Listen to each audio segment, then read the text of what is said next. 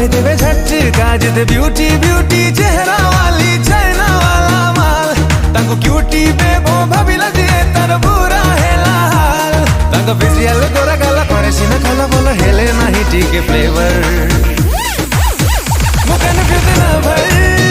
वो confuse lover वो confuse lover वो कंफ्यूज लवर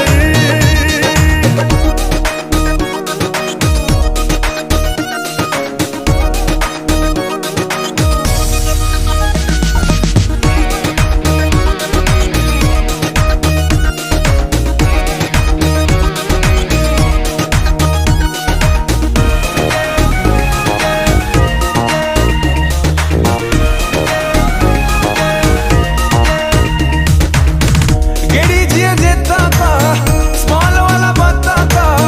प्रेमर देवे बुड़े अनैथी बुझाता का